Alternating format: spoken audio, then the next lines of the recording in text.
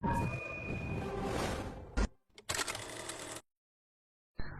jadi ahibati fillah rahimakumullah, kaum muslimin yang dirahmati Allah Azza wa Jalla. Jadi memang aksi-aksi teror ini telah mengguncang dan menebarkan rasa takut, dan kaum muslimin betul-betul teruji dengannya. Nah, negeri kita sedikit banyak merasakan hal itu. Bahkan jangankan negeri kita, di Saudi Arabia yang boleh kita katakan semuanya muslimin penduduknya, ya, boleh kita katakan begitu.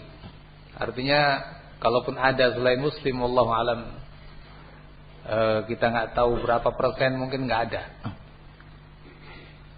kecuali mungkin ya pegawai-pegawai, itu urusan lain ya. Kalau penduduk sana secara umum menampilkan muslimin semuanya. Saudi Arabia yang seperti itu pun menjadi sasaran teror para teroris tersebut. Bahkan lebih dulu mereka beraksi di Saudi Arabia sebelum beraksi di negeri kita. Pengeboman, peledakan di kedutaan-kedutaan besar asing, bahkan berikut-berikutnya akhirnya kontak senjata dengan pasukan militer Saudi Arabia, dan telah banyak menelan korban dari pasukan militer Saudi Arabia.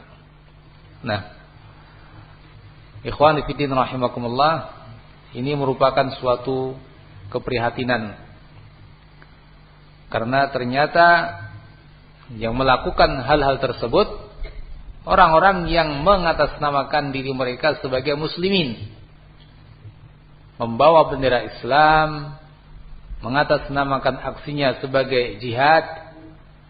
Ketika melakukan bom, ya diistilahkan bom syahid, padahal bom bunuh diri.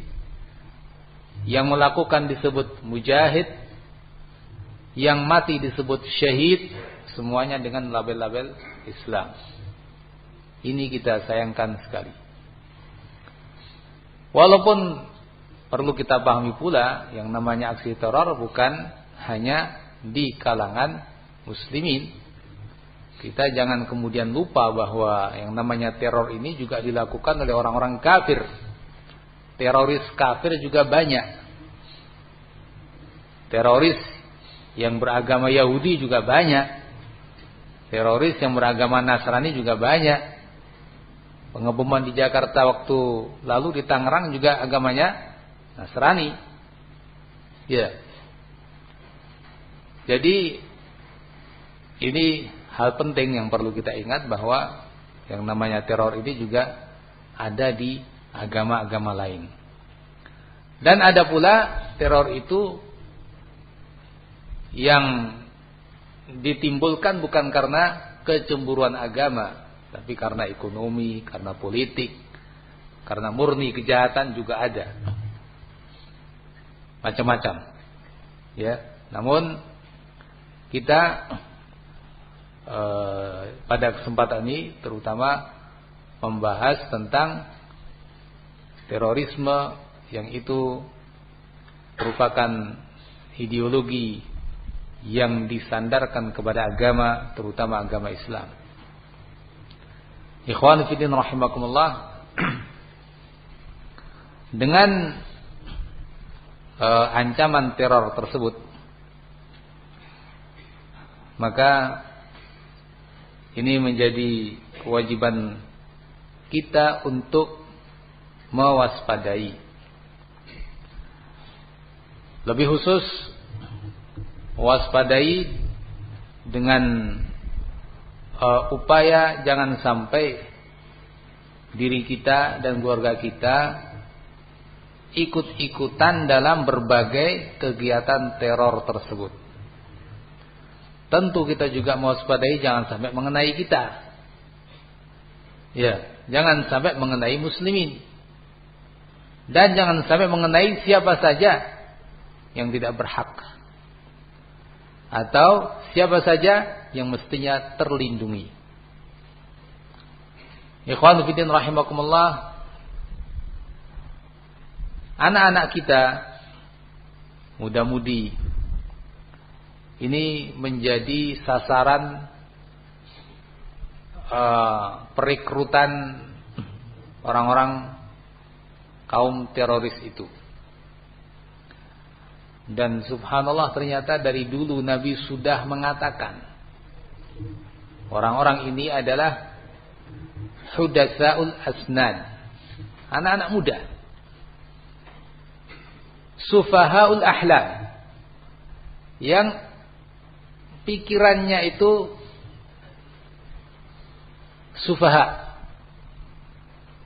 tidak pandai terhadap hukum-hukum syar'i. Orang-orang yang akalnya kurang dalam memahami hukum-hukum syar'i. Nah, kenyataannya begitu sekarang. Mereka yang melakukan aksi-aksi teror itu umumnya anak-anak muda, dan mereka yang menjadi sasaran perekrutan dengan berbagai macam cara yang mereka lakukan.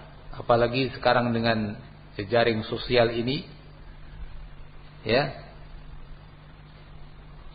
mereka menggunakannya sebagai salah satu jaring untuk